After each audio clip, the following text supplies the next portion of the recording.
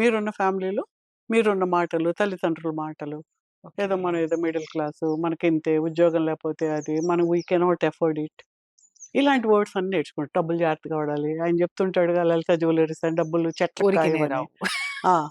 ఆ! ఊరికే రావు, ఊరికే రావు, ఊరికే రావు. మరి చాలా మందికి ఊరికే వచ్చేస్తున్నాయి గదా! ఎటవుతున్నాయి? ఎలాగొస్తున్నాయి ఈళ్ళకి? అంటే ఇప్పుడు మనకెందుకు అందరూ రావు? ఇంకొకటి కూడా మొదలుపెట్టారమ్మా. కష్టం. ఊరికినే వచ్చేస్తాయని ఏ పని చేయకుండా కూర్చొని నీకు ఊరికినే రావాలి రావాలని యూనివర్స్‌ని అడిగేటోళ్ళు కూడా ఉన్నారు.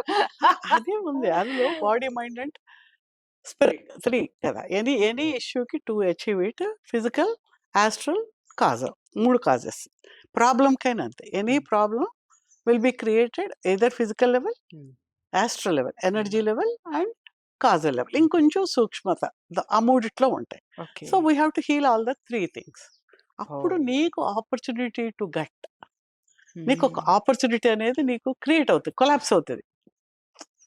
మనం ఇందాక అనుకున్న అబ్జర్వర్ ఎఫెక్ట్‌లో ఈ ఎనర్జీ అంతా అక్కడ కొలాప్స్ అయ్యి, ఆ కొలాప్స్ పనికి పార్టిక్ కావాల్సిందిగా యెస్. యెస్. కొలాప్స్ అయ్యి, ఆ పనికి కావాల్సిందిగా నీకొక ఆలోచన ఏర్పడడము, ఒక ఓహ్! అవకాశం రావడము, హ్మ్. దాన్ని నువ్వు టేకప్ హ్మ్. చేయడం, క్యారీ ఫార్వర్డ్ చేయడము, ఇదంతా జరుగుతది.